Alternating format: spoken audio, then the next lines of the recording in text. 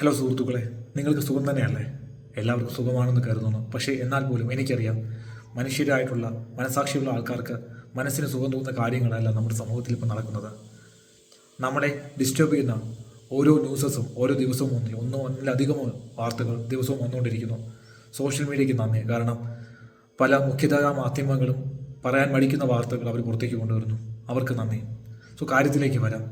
വെളപ്പിൽശാല government ഹോസ്പിറ്റലിലെ ആ ഒരു ഇഷ്യൂ കാരണം ഒരു കുടുംബത്തിന് നാഥനില്ലാതായി, കുഞ്ഞുങ്ങൾക്ക് അച്ഛനില്ലാതായി, ഉമ്മയ്ക്കും ഉപ്പയ്ക്കും ഒരു മകനെ നഷ്ടപ്പെട്ടു, ഒരു ഭാര്യയ്ക്ക് അവരുടെ ഭർത്താവിനെ നഷ്ടപ്പെട്ടു. നമ്മുടെ സിസ്റ്റത്തിൻ്റെ പരാജയമാണ് കാണിക്കുന്നത്. നമ്പർ വൺ എന്ന് കൊട്ടിഘോഷിക്കുന്ന നമ്മുടെ സിസ്റ്റത്തിൻ്റെ പുള്ളിക്ക് ഒരുപക്ഷെ ലക്ഷ്യങ്ങൾ ഉണ്ടായിരുന്നുവെങ്കിൽ പുള്ളി ഏതെങ്കിലും മൾട്ടി സ്പെഷ്യാലിറ്റി ഹോസ്പിറ്റലിൽ പോയി രാജകീയമായി പുള്ളിക്ക് ട്രീറ്റ്മെൻറ്റ് കിട്ടിയനായിരുന്നു. ചെല്ലുമ്പോൾ തന്നെ സ്ട്രെച്ചറും വീൽ ചെയറും ഒക്കെ ആയിട്ട് കെയർ കിട്ടിയനായിരുന്നു. പക്ഷെ എന്ത് ചെയ്യാനാണ്?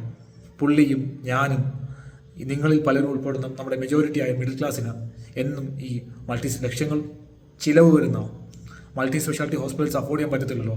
നമ്മുടെ പ്രതീക്ഷ ഗവൺമെൻറ് ഹോസ്പിറ്റൽസിലാണ്. ഇതിൻ്റെ പരാജയത്തിൻ്റെ ഉത്തരവാദി ആരാണ്? ഡോക്ടേഴ്സിൻ്റെ അല്ലെങ്കിൽ മെഡിക്കൽ പ്രൊഫഷണൽസിൻ്റെ വർക്ക് അവേഴ്സ് കൂടുതലാണെങ്കിൽ അത് ഒപ്റ്റിമൈസ് ചെയ്ത് ഗവൺമെൻറ്റോ അത് അവിടെ ഉണ്ടായിരുന്ന സ്റ്റാഫോ അറിയില്ല.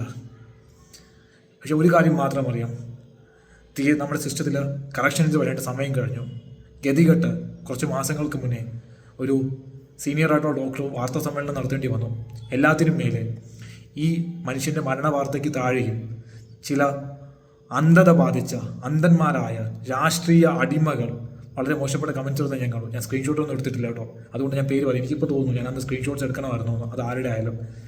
എന്നിട്ട് അവരുടെയൊക്കെ മുഖം വെളിച്ചത്ത് കൊണ്ടുവരണമായിരുന്നു എന്ന്. ചെയ്യാതിരിക്കുക. ഇന്ന് ബിസ്മീറാണെങ്കിൽ നാളെ ഞാനോ നിങ്ങളോ ആരുമാകാം. നമുക്കൊരു മാറ്റം അനിവാര്യമാണ്. നമ്പർ 1 എന്ന് പരസ്യവാചകങ്ങളിൽ മാത്രം പോരാ, പ്രവൃത്തിയിലും ഉണ്ടാകണം. ഇനി ബിസ്മീറുമാർ നമ്മുടെ ചുറ്റും ഉണ്ടാകാതിരിക്കലേ. ആ കുടുംബത്തിന് വേണ്ടി പ്രാർത്ഥിച്ചുകൊണ്ട് ബൈ.